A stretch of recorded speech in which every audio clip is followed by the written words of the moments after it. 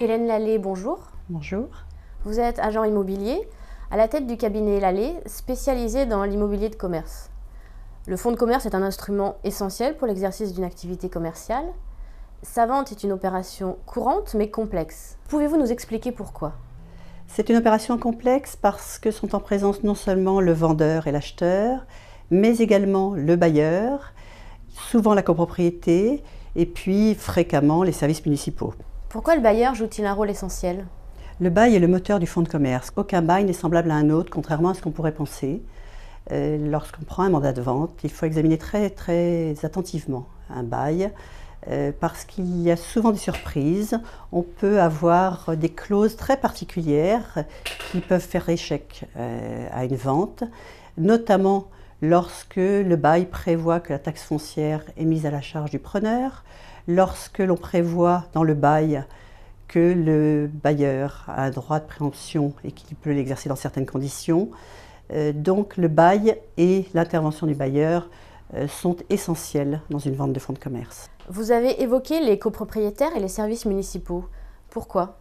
Lorsqu'un commerçant prend un fonds de commerce, il va modifier la vitrine, il va faire des travaux d'enseigne, il va éventuellement avoir besoin d'installer une extraction s'il s'agit d'un restaurant, s'il s'agit d'un coiffeur.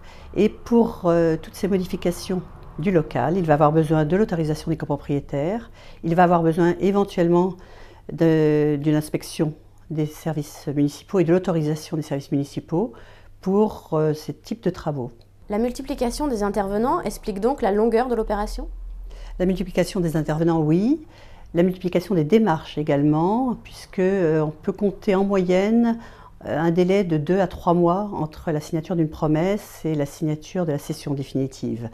La promesse est signée sous conditions suspensives d'obtention d'un financement, d'obtention de l'accord d'une copropriété, de la purge du droit de préemption. C'est un certain nombre de démarches qui sont compliquées, qui sont longues à obtenir. Alors vous évoquez là un point sur lequel j'aimerais que l'on revienne, c'est la question du financement bancaire qui est nécessaire à la plupart des acheteurs pour pouvoir acquérir un fonds. Quels conseils pouvez-vous donner ? Lorsque je reçois un acquéreur, je lui pose 2 questions. D'une part, son expérience, d'autre part, le montant de son apport personnel. Et je dois dire que plus les choses évoluent, plus les banques sont difficiles à approcher lorsqu'on présente une demande de financement et que actuellement, je dirais en résumé, les banques demandent d'un acquéreur qu'il soit professionnel, un professionnel de l'activité que l'on vend, et d'autre part qu'il ait au bas mot 40 à 50% d'apport personnel sur le prix d'acquisition d'une affaire de fonds de commerce. Pouvez-vous nous expliquer la notion de valorisation et son importance lors de la vente du fonds de commerce ?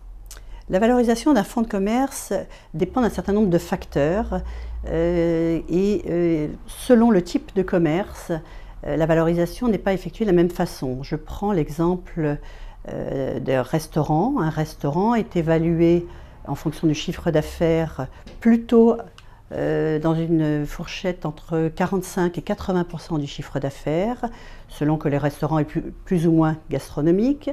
Les restaurations rapides sont évaluées à 120% du chiffre d'affaires. Je parle de chiffre d'affaires annuel hors taxe.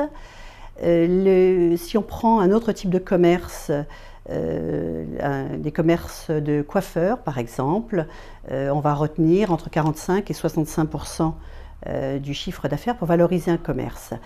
S'ajoute à cette valorisation un aspect qui est, je dirais, essentiel en dehors des résultats économiques de l'affaire, c'est bien sûr la situation.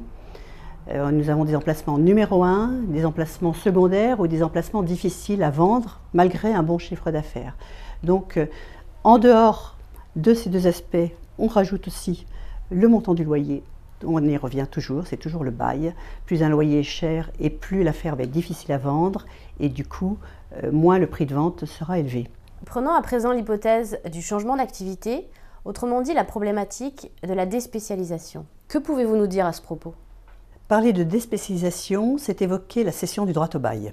La cession d'un fonds de commerce, c'est différent de la cession d'un droit au bail. La cession de droit au bail ne concerne que le bail.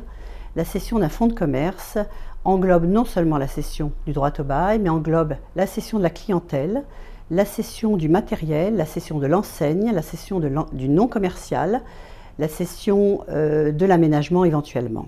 Enfin, que deviennent les salariés du fonds vendu? Les salariés doivent être repris par le nouvel occupant. Le Code du travail protège les salariés. Alors en pratique, ce qui se passe, c'est que soit effectivement c'est un même commerce, c'est-à-dire qu'un restaurant gastronomique est vendu par un chef à un autre chef et on garde le personnel dont on a besoin, soit la personne qui arrive ne veut pas reprendre le personnel et dans ce cas-là, la question est réglée entre le vendeur et l'acheteur par une négociation sur le prix de vente puisque le nouvel arrivant devra, s'il ne veut pas garder le personnel, procéder à un licenciement de ce personnel. Hélène Lallet, je vous remercie. Je vous en prie.